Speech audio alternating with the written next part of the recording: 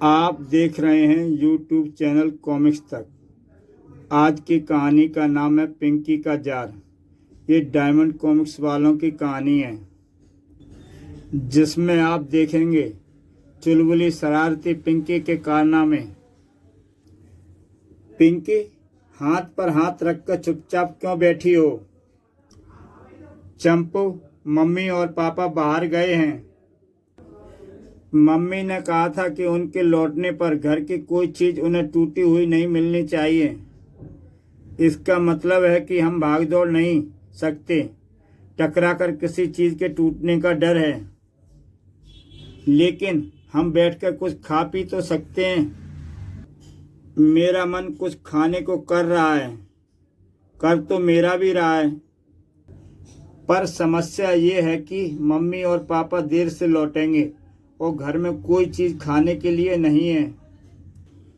Kitchen में चलते हैं, वहाँ कुछ ना कुछ खाने को जरूर मिल जाएगा। रेफ्रिजरेटर नहीं खुल रहा, शायद मम्मी इसका ताला बंद कर गई हैं। देखो, वहाँ वर्तमान रखा है, उसमें जरूर कुछ ना कुछ खाने को रखा होगा। हाँ चंपू, इसमें एक बर्फी है, लेकिन वह इसके तले में चिपकी हुई है, पर मैं हाथ डालकर उसे बाहर निकाल लूंगी। फिर हम दोनों उसे आधा आधा बांट लेंगे। मर गए। क्या हुआ पिंकी? मेरा हाथ वर्तमान में फंस गया है, बाहर नहीं निकल रहा। घबराओ नहीं, मैं वर्तमान को अपनी तरफ खींचता हूँ, तुम हाथ को अपनी तरफ खींचो। इस तरह तुम आज़ाद हो जाओगी।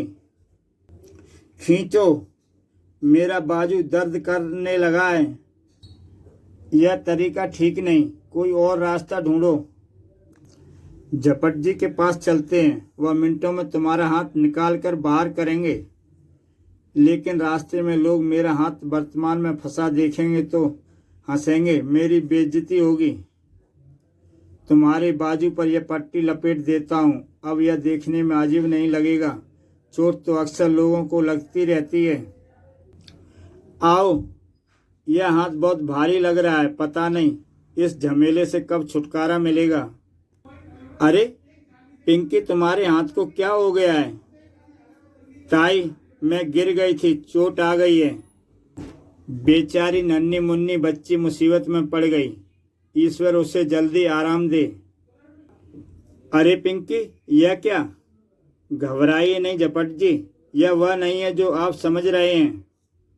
दरअसल मेरा हाथ इस वर्तमान में फंस गया है, इसे निकालने में आपकी मदद लेने आई हूँ। तुम हमेशा कोई ना कोई मुसीबत खड़ी कर देती हो। यहीं ठहरो, मैं अंदर से तेल लाता हूँ। तेल की चंद बूंदें डालने से हाथ मुलायम हो जाएगा और वर्तमान फिसल कर उससे अलग हो जाएगा।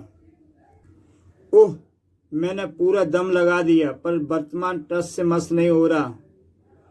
तो इसका मतलब है कि बाकी की उम्र मुझे इस वर्तमान को लटकाए हुए बितानी पड़ेगी। तुम डॉक्टर आयोडीन के पास जाओ, वही कुछ कर सकता है। आओ डॉक्टर आयोडीन के पास चलें। डॉक्टर साहब, मेरा हाथ वर्तमान से बाहर निकालने का कोई तरीका बताइए। बड़ा आसान तरीका है, वर्तमान को तोड़ दो, हाथ अपने आप आज़ाद हो जाएगा। नहीं, मम्मी ने कहा था कि उनके घर लौटने तक कोई चीज़ टूटी हुई उसे ना मिले।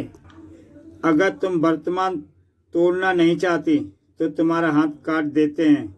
नहीं, अगर तुम कुछ भी करना नहीं चाहती तो शहर के बाहर बड़े पार्क में जाओ, वहाँ तुम्हें मेरा दोस्त मिलेगा। वह जरूर कोई तरकीब निकालेगा कि वर्तमान ने ना टूटे, हाथ भी ना कटे और दोनों अलग हो जाएं।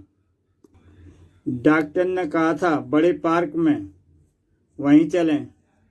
पिंकी देखो, मुझे वह वहीं लगता है जिसका जिक्र डॉक्टर साहब ने किया था।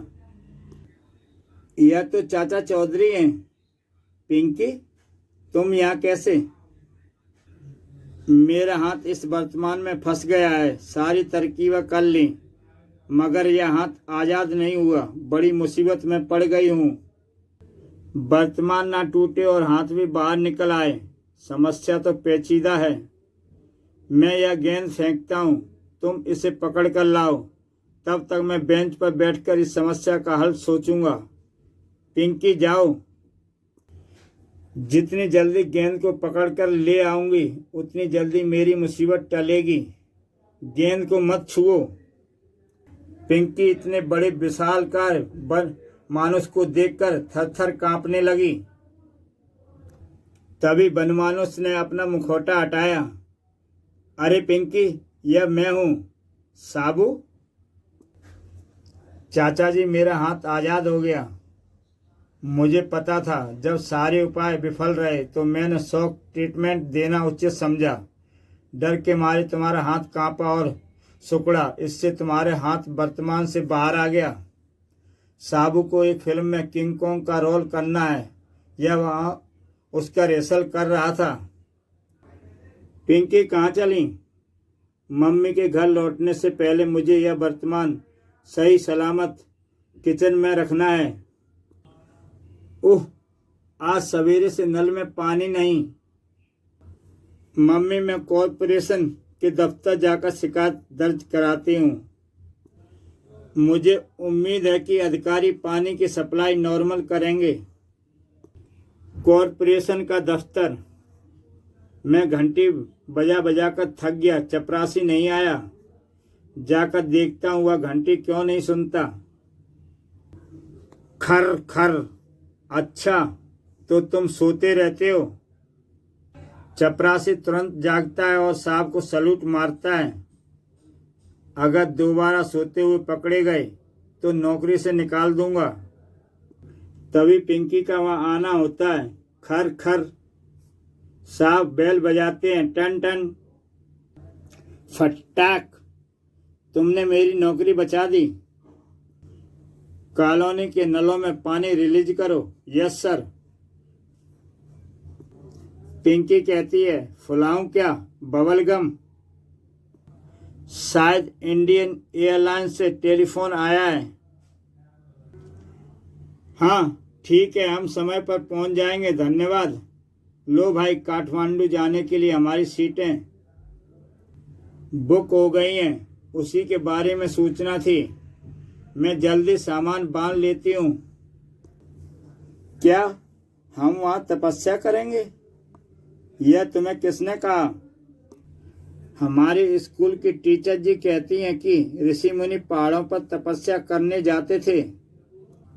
मगर हम तो हिल स्टेशन पर छुट्टियां मनाने जा रहे हैं। छुट्टियां मनाने? अलीगढ़ क्यों नहीं चले जाते? उफ, इस लड़की से बहस में जीतना हथेली पर सरसों जमाने के बराबर है।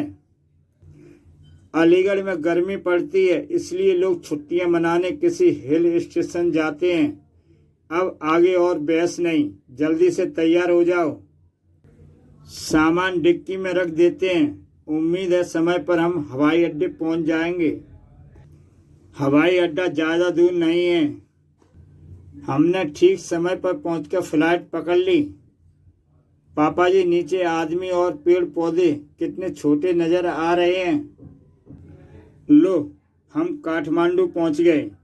यहाँ कितना अच्छा मौसम है, कितना मनमोहक दृश्य है। होटल की खिड़की का पर्दा हटाओ और बर्फीले पहाड़ों की चोटियां देख लो। मम्मी, मैं बाहर खेलने जाऊं? यहाँ समोसा लेती जाओ, काफी समय हो गया है, भूख लग आई होगी। देखूं यहाँ खेलने के लिए कोई साथी मिलता है या नहीं। ओह, पहाड़ी बकरा मुझे मारने आ रहा है। बाप रे, भागो। क्लिक। पहाड़ों का अच्छा दृश्य है, फोटो ले लेना चाहिए। धड़ाक। ओह, मेरा कैमरा लेंस टूट गया। एक कैमरे के लिए रो रहे हो? मैंने सुना है कि विदेशी टूरिस्ट बड़े अमीर होते हैं। 2 महीने इंडिया, पाकिस्तान, बर्मा, नेपाल घूमकर सारी ऐतिहासिक और सुंदर जगहों के फोटो लिए थे। अपने देश अमेरिका ले जाना चाहता था, पर फिल्म एक्सपोज हो गई। अब मुझे फिर से दोबारा सारी जगह घूमना पड़ेगा और फोटो लेने पड़ेंगे। मुझे अफसोस है कि आपकी सारी मेहनत बर्बाद हो गई। बाय। इससे पहले कि कहीं कोई और पहाड़ी बकरा मारने आ जाए, सुरक्षित होटल में लौट जाना बेहतर है। पिंकी, तुम ठीक समय पर लौट आई। दोपहर का खाना आ गया है, सब मिलकर खाएंगे। अरे, मुझे याद आया, बेचारा टोनी भूखा होगा। यहाँ आते ही लड़के को दोस्त बना लिया। अगर तुम्हारा टोनी कहीं आसपास है तो उसे बुला लो, वह भी हमारे साथ बैठकर खाना खा लेगा। नहीं, टोनी यहाँ नहीं, वहाँ दिल्ली रह गया। तो उसकी माँ ने उसे खाना खिला दिया होगा। तुम क्यों नहीं उसकी फिक्र करती हो? टोनी एक पिल्ले का नाम है। उसे मैं अपने दोस्त भीकू से थोड़ी देर खेलने के लिए लाई थी। पीछे दिल्ली हमारे घर में छूट गया है वह। क्या? हमारा यह काठमांडू में रहने का 15 दिन का प्रोग्राम है। हम पीछे घर में ताला लगा आए हैं। इस दौरान वह कुत्ता भूखा प्यासा मर जाएगा। हमें फौरन दिल्ली लौटना चाहिए। जनाब, आप आज आए और आज ही वापस जा रहे हैं। क्या यहाँ की जलवायु माफिक नहीं है? शुक्र है दिल्ली की फ्लाइट मिल गई। हम दिल्ली वापस आ गए। घर कब पहुँचेंगे? टैक्सी तेज चलाओ। अभी टैक्सी से सामान उतारना है, वह बाद में उतारेंगे। पहले ताला खोलो और कुत्ते को बाहर निकालो। टोनी, टोनी कहीं दिखाई नहीं देता। सभी लोग टोनी की तलाश में लग गए। कहीं हमारे पहुंचने में देर तो नहीं हो गई? कहीं वह कुत्ता मर तो नहीं गया? तभी पिंकी को टोनी खिड़की के बाहर दिखाई पड़ता है। पापा जी, वह रहा टोनी अपने मालिक भीकू के पास। तुम्हारे गुसल खाने की खिड़की खुली थी। तुम्हारे जाने के बाद उसे उसमें कूदकर यह बाहर आ गया। दादाजी, दादाजी, टॉपी के लिए पैसे दो। पैसे नहीं है पिंकी, मगर आपकी जेब तो फूली हुई है।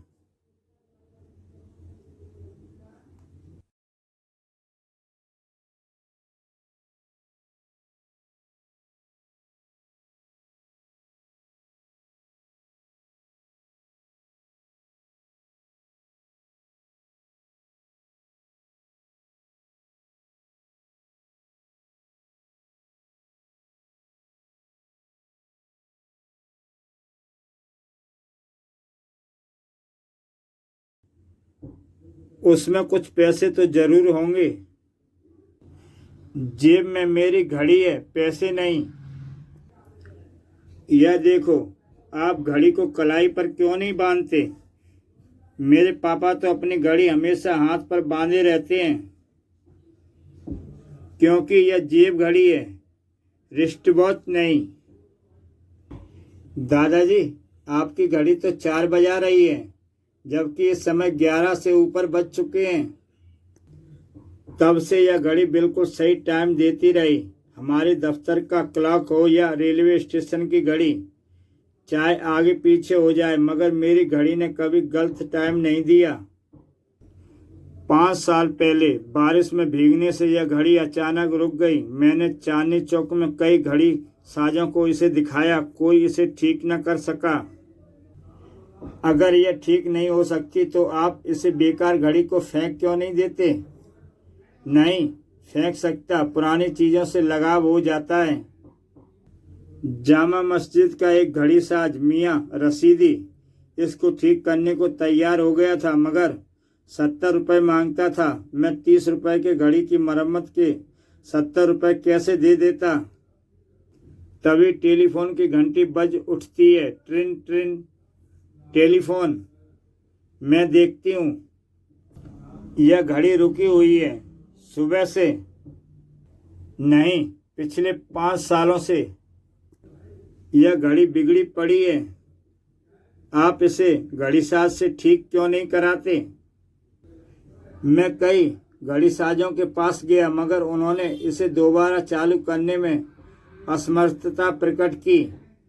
उनका कहना था कि ये घड़ी बहुत पुरानी है, अब शायद इसके पुर्जे भी ना मिले। कितनी पुरानी होगी यह घड़ी? 50 साल से भी ज़्यादा। तब मैं लायनपुर में कलेक्टर के दफ्तर में काम करता था। तब मैंने इसे 30 रुपए में खरीदी थी। तभी पिंकी का पैर फिसलता है और घड़ी उसके हाथ से छूट जाती है। टेलीफोन बंद हो गया। पिंकी, तुमने गिराकर मेरी घड़ी तोड़ दी। पहले यह कौन सी चलती थी? आप ही ने तो कहा था कि 5 साल से यह बंद पड़ी है। तभी घड़ी की चलने की आवाज़ पिंकी को सुनाई देती है। दादाजी, दादाजी, घड़ी चलने लग गई। हाँ, यह चल रही है। आश्चर्य। दादाजी, रसीदी घड़ी साज ने इसे ठीक करने के 70 रुपए मांगे थे। मुझे टॉफियों के लिए पैसे दे दो। आए, अखबार वाला आता है। अखबार? आज अखबार बड़ी देर में लाए हो। क्या करूं पिंकी, मुझे दूर दूर तक अखबार बांटने जाना पड़ता है। सवेरे 5 बजे बिना खाए पिए मैं घर से निकलता हूँ। सेंटर से अखबार लेता हूँ और बांटने निकल पड़ता हूँ। हफ्ते में कोई छुट्टी नहीं। तुम अगर कोई असिस्टेंट रख लो तो तुम्हारा काम काफ़ी हल्का हो जाएगा। क्यों मजाक करती हो? एक हॉकर्स के असिस्टेंट बनना कौन चाहेगा? क्यों, मैं तुम्हारी मदद कर सकती हूँ। अगर तुम अखबार बांटने में मेरी मदद करोगी तो मैं तुम्हें हर रोज जेब खर्च दिया करूँगा। मंजूर है। मैं दादाजी को अखबार देकर आती हूँ। लाओ कुछ अखबार, आज मैं तुम्हारे बांट देती हूँ। फिर अखबार वाला पिंकी को अखबार डालने के बारे में समझाता है। पिंकी को समझाने के बाद वह कहता है, समझ गई? फिक्र न करो, अखबार बांटकर मैं आई। मैं मार्केट के पास मिलूंगा, आकर अपने पैसे ले जाना। यह गया Indian Express, Times of India. Statesman तो 4थी मंजिल पर डालना है। सीढ़ियां चढ़ते चढ़ते दम निकल गया। अखबार बांटना उतना आसान नहीं जितना मैं समझती थी। ये गया एक और अखबार। बस अब आखिरी अखबार डालना रह गया, इसके बाद काम खत्म। तभी उस घर से एक कुत्ता भौंकता हुआ पिंकी की ओर भागता है। मुझे पता नहीं था कि यह जोखिम भी उठाने पड़ते हैं। अरे पिंकी, बड़ी जल्दी आ गई तू। यह श्री राय बहादुर साहब के कुत्ते को जाता है। ये सब लोग हमारी तरफ क्यों आ रहे हैं? इन्हें अखबार जल्दी मिल गया है ना, इस वजह से हमारी पीठ ठोकने आए हैं। उनके तेवरों से तो लगता है कि वे हमारी पीठ नहीं माथा ठोकने आ रहे हैं। संभालो अपना अखबार, और कल से अखबार बंद। मेरा भी अखबार बंद। मेरा भी। पर बात क्या है? मैं जनसत्ता लेता हूँ, मगर तुमने मेरे यहाँ स्टेटसमैन डाल दिया। मैं टाइम्स ऑफ इंडिया पढ़ता हूँ, तुमने मेरे यहाँ नव भारत टाइम्स डाल दिया। मेरे यहाँ भी गलत अखबार डाला गया। ओह, मेरा सारा धंधा चौपट हो गया। इतने बड़े आदमी क्या रोते हैं? लो, मेरा नुकसान हो गया और मैं रो भी नहीं। क्या मैं तुम्हारा नुकसान पूरा कर सकती हूँ? मुझे कोई दूसरा काम दे दो। हाँ, एक काम है। ये पत्रिकाएं बची हैं, इन्हें बेचने में तुम मेरी मदद कर सकती हो। इस फुटपाथ पर मैं इन पत्रिकाओं को सजा देता हूँ। हर पत्रिका पर कीमत छपी है। जो ग्राहक आए उससे छपी कीमत लेकर उसे पत्रिका दे देना।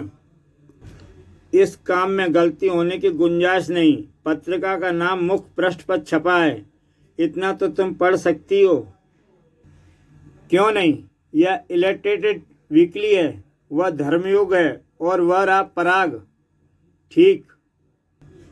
अच्छा, मैं घर से नाश्ता करके आता हूँ, तब तक उम्मीद है तुम कुछ कमाई कर सकोगी। बेफिक्र होकर जाओ, इस बार गलती नहीं होगी। आह, बिकने से पहले अगर मैं इस पत्रिका से एक कहानी पढ़ लूँ तो क्या कम हो जाएगा? वाह, क्या मनोरंजक कहानी है। एक धर्मयुग देना। थोड़ी देर बाद आना, मैं कहानी बीच में नहीं छोड़ सकती। वह समझती है कि विश्व में खाली उसी के यहाँ पत्रिकाएं मिलती हैं। मैं जाकर दूसरी जगह से खरीद लेती हूँ। जालिम जादूगर ने जब अपनी छड़ी घुमाई तो खूबसूरत राजकुमारी मेंढक में बदल गया। जादूगर हंसा और बोला, राजकुमार, अब तुम बाकी की उम्र इस तालाब में बिताओगे। एक इंडिया टुडे देना। यह कहकर जादूगर ने ठाका मारा और स्वर्ण देश की राजकुमारी को लेकर आसमान में उड़ गया। मैंने कहा, इंडिया टुडे देना। ओह, देख नहीं रहे, मैं व्यस्त हूँ। अजीब दुकानदार है, मैं दूसरी जगह से खरीद लूँगा। तभी उस तालाब के पास एक साधु आया जिसकी दाढ़ी उसके पांव छू रही थी। एक फिल्मी मैगजीन देना। ज्यों ही साधु तालाब में पानी पीने के लिए झुका तो मेंढक बना राजकुमार उसके पास आकर देखने लगा। तुम मुझे कोई राजकुमार लगते हो, साधु ने कहा। आपने ठीक पहचाना महाराज। और राजकुमार ने अपनी कहानी सुनाई। ए लड़की, मुझे पढ़ने के लिए फिल्मी मैगजीन चाहिए। पिंकी पढ़ने में व्यस्त थी। साधु की लंबी दाढ़ी और उस मेंढक को छू गई। वह तुरंत फिर से राजकुमार में परिवर्तित हो गया। साधु ने राजकुमार को अपनी दाढ़ी में से तोड़ा एक बाल दिया। इसे अपने पास रखो, यह तुम्हारी मदद करेगा। तभी अखबार वाला वहां आ जाता है। पिंकी, कितनी पत्रिकाएं बिक गईं? क्या यह तुम्हारा माल बेच रही है? क्यों, क्या बात है हवलदार साहब? राजकुमार ने जादुई बाल की मदद से स्वर्ण देश की राजकुमारी को जालिम जादूगर के चंगुल से छुड़ा लिया। कहानी खत्म। हवलदार अखबार वाले को पकड़ लेता है। तुम्हें मेरे साथ पुलिस स्टेशन चलना होगा। फुटपाथ पर माल बेचना मना है। नानी माँ, लगता है आज तुम काम में बड़ी व्यस्त हो। नहीं पिंकी, यूं ही कुछ पुरानी यादें ताज़ा हो गई हैं। मैं अलमारी साफ कर रही थी कि मुझे अपनी फ़ोटो मिल गई। बस उसे देखने लगी। जरा दिखाना, मैं भी तो देखूं उसे। नानी माँ, यह तो तुम्हारी फ़ोटो नहीं है, किसी दूसरी महिला की है। तुम्हारे बाल तो सफ़ेद हैं और आंखों पर मोटा चश्मा चढ़ा है। यह मेरी 40 साल पहले की फ़ोटो है। तब मैं ऐसी ही थी। तब तो तुम बड़ी सुंदर होंगी। अब तो केवल यादें रह गई हैं। वे दिन भी क्या दिन थे। नानी माँ, फोटो में तुम्हारे साथ यह कौन खड़ा है? यह तुम्हारे नाना जी हैं। तब हमारी शादी को कुछ ही दिन हुए थे। हम दोनों मेला देखने गए थे, वहीं पर यह फ़ोटो खींची गई थी। तुमने नाना जी से कभी मुलाकात नहीं करवाई? तब तुम पैदा भी नहीं हुई थी जब वह इस दुनिया से चले गए। तुम इस फोटो पर फ्रेम क्यों नहीं करवा लेती? इसे फ्रेम करवाने बाजार कौन ले जाएगा? मुझसे तो रास्ता तय नहीं होता। फ्रेम करवाने इसे मैं ले जाऊंगी। मुझे डर है कि कहीं रास्ते में तुम इसे खो ना दो। यह फोटो मेरे पास आखिरी निशानी है। मेरे लिए यह बहुत मूल्यवान है। यकीन रखो, मैं इसे संभाल कर ले जाऊंगी और रहीम मियाँ फ्रेम वाले से इसे मढ़वा लाऊंगी। ठीक है, यह लो पैसे। मैं आज एक अच्छा काम करने जा रही हूँ। पिंकी, आज तो तुम्हारे पास पैसे हैं। परेड ग्राउंड पर सर्कस लगा है। इन पैसों से 2 टिकट आ जाएंगे। नहीं दीपू, यह पैसे फोटो को फ्रेम कराने के लिए हैं। किसका फोटो? देखकर पहचानो किसका हो सकता है। मुझे तो यह फोटो फिल्म स्टार रेखा का लगता है। तो उनके साथ जो खड़ा है वह राजेश खन्ना होना चाहिए। यह फोटो मेरी नानी और नाना जी का है। लाओ, इसे इधर दो। ओह, फोटो गिर गया। कोई बात नहीं, इसे उठा लेती हूँ। ओह, हवा के झोंके से वह उड़ गया। नानी का फोटो वहाँ दूर उड़ता चला जा रहा है। अगर वह खो गया तो मुसीबत हो जाएगी। नानी कहती थी कि उस फोटो के साथ उनकी पुरानी यादें जुड़ी हैं। वह फोटो उसकी सब्जी की टोकरी में जा गिरा है। वह आदमी तो उस बंगले में घुस गया। वह आदमी तो लौट आया। तुम्हारी सब्जियों की टोकरी में मेरी नानी का फोटो था। वह टोकरी तो मैं मिनिस्टर साहब को भेंट कर आया। मुझे मिनिस्टर से मिलना है। क्या इम्तिहान में फेल हो गई हो या नंबर बढ़वाने हैं? नहीं, मुझे फ़ोटो के बारे में उनसे मिलना है। अच्छा, तो तुम उनके साथ खड़े होकर फ़ोटो खिंचवाना चाहती हो? इस पेटी में चंदा डाल दो, तुम्हारा वह काम भी करवा देंगे। नहीं, मिनिस्टर के पास जो सब्जियों की टोकरी गई है उसमें मेरी नानी का फ़ोटो है। मुझे वह लेना है। तो पहले क्यों नहीं बताया? जाओ अंदर। बच्चे हमारे देश का भविष्य हैं। वे देश के भावी नेता हैं, 21वीं शताब्दी के कर्णधार। इसलिए हमें अपनी शिक्षा पद्धति को बदलना होगा। स्कूलों में ऐसे पाठ्यक्रम रखना होगा जो अच्छे मिनिस्टर पैदा कर सके। कहो, कैसा लगा मेरा भाषण? मैं आपका भाषण सुनने नहीं, सब्जी की टोकरी देखने आई हूँ। वह तो रसोई किचन में ले गया। सब्जियों की टोकरी में फ़ोटो फालतू लगता है। इसे भट्टी में डाल दूँ तो ताप तेज हो जाएगा। रुको, वह फ़ोटो भट्टी में ना डालना। वह मेरी नानी की अमूल्य यादगार है। शुक्र है फ़ोटो बच गया। अब बिना देर किए मुझे रहीम मियाँ फ्रेश वाले के पास पहुंचना चाहिए, जिससे मैं इस फ़ोटो पर फ्रेम लगवा सकूं। रहीम मियाँ, मेरी नानी का फ़ोटो फ्रेम करने का क्या लोगे? अगर बिना माउंट के फ्रेम कराओगी तो 10 रुपये, माउंट के साथ 15, माउंट के साथ बना दो। ठीक है, कल आकर ले जाना। क्या फ़ोटो का फ्रेम अभी नहीं लगा सकते? ठीक है, वहाँ दूर बैठ जाओ। जब तस्वीर तैयार हो जाएगी तो मैं तुम्हें बुला लूँगा। दूर क्यों?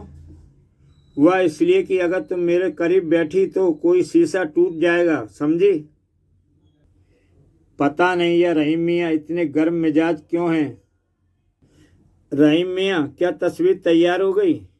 अभी नहीं। अगर तुम चुप नहीं रहोगी तो यह तस्वीर कभी तैयार नहीं होगी। लो, तस्वीर तैयार है। रहीम मियाँ, तुम कितने अच्छे हो। पर यह तो मेरी नानी की तस्वीर नहीं है। तुम जल्दी में दूसरी तस्वीर उठा लो। इसमें मेरा क्या कसूर? उसे इधर दो, यह रही तुम्हारी तस्वीर। नानी माँ, मैं तस्वीर मढ़वा लाई। सच? पिंकी, इस दीवार पर यह तस्वीर कैसी रहेगी? बहुत खूबसूरत। पिंकी, यह मुर्गी कहाँ से आई? बिन्नी, मैंने यह अब्दुल्ला चाचा से 10 रुपए में खरीदी है। बड़ी सस्ती मिल गई। मैंने तो 12 रुपए में प्लास्टिक की मुर्गी खरीदी थी जो अंडे भी नहीं देती। अब्दुल्ला चाचा अलीगढ़ जा रहे थे। उन्होंने सोचा पीछे से मुर्गी की देखभाल कौन करेगा, इसलिए वह मुझे सस्ते दाम में बेच गए। कितने अंडे दिए इसने? अरे, कल ही तो खरीदी है इसे। कल का अंडा अब्दुल्ला चाचा ने लिया, उसके बाद मुझे मुर्गी बेची। और आज का अंडा? वह तो इसे अभी देना है, तभी तो मैं इसे साथ लिए घूम रही हूँ। अरे, कहाँ गई मुर्गी? देखो कहीं वह बाहर अंडा ना दे दे, कोई ले जाएगा। मैं उसे ढूंढकर लाती हूँ। दीनू काका, मेरी मुर्गी इधर तो नहीं आई। मैंने एक मुर्गी को बप्पन के घर की तरफ जाते देखा है। वह रही, उसने अंडा भी दिया है, सफ़ेद जैसे टीनोपाल में धुली कमीज। तभी बप्पन वहाँ आ जाता है। यह अंडा मेरा है। बप्पन, यह अंडा मुझे दे दो। क्यों? क्योंकि यह मेरी मुर्गी ने दिया है, इसलिए यह मेरा है। यह अंडा मुर्गी ने मेरे हाथे में दिया है, इसलिए यह मेरा है। ठीक है, मैं अपनी मुर्गी लिए जाती हूँ, कल यह और अंडा दे देगी। माँ, मैं पतंग उड़ाने छत पर जा रहा हूँ। यह अंडा अलमारी में रख रहा हूँ, आकर आमलेट खाऊंगा। छत पर। वाह, पतंग उड़ाने का अपना ही मजा है। आज हवा भी अच्छी है। पतंग तो आसमान में पहुंचते देर नहीं लगी। अभी तो सब पतंगबाज मेरा सिक्का मानते हैं।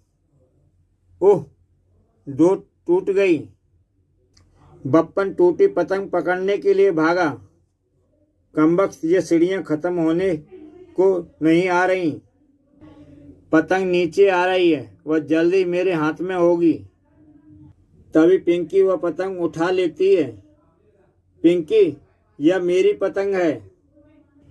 पतंग मेरे हाथे में गिरी, इसलिए यह मेरी है। बप्पन, जाओ अपना रास्ता नापो। मैं तुम्हें समझ लूंगा। बप्पन से दुश्मनी महंगी पड़ेगी। भीकू, कहाँ जा रहे हो? पिंकी, मेरे पास डोर है मगर पतंग नहीं। कहीं से पतंग मिल जाए तो आज उसे उड़ाया जाएगा। मेरी पतंग तुम्हारे डोर, आओ हम दोनों मिलकर उड़ाएं। वाह, छोड़ो, देखो अभी यह आसमान में जाती है। पतंग दूर, बहुत दूर जा रही है। यह वही पतंग है। मैं लंगर डालकर इसे नीचे ले आता हूं। अब यह पतंग फिर मेरी हो गई।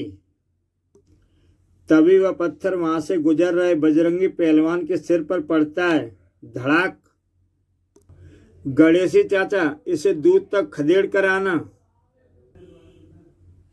माँ, अभी दरवाजा न खोलना। बाहर गणेशी लठ लिए खड़ा है। बड़ी मुश्किल से जान बचा कर आया हूँ। थोड़ी देर बाद, बप्पन, अब तुम बाहर जा सकते हो। मुझे गणेशी कहीं आसपास दिखाई नहीं दे रहा।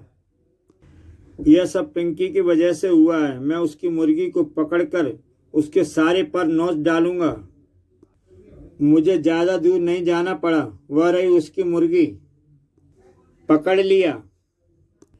मैं तुम्हारा गला घोंट दूंगा और मैं तुम्हारा गला घोंट दूंगा। मगर क्यों? पिंकी की मुर्गी से तुम्हें क्या लेना देना? यह मेरी मुर्गी है। पिंकी की मुर्गी उसके पास है। तभी बप्पन गणेशी के पैरों में गिर पड़ता है। गणेशी, मुझे बख्श दो, मैं तुम्हारे पांव पड़ता हूं।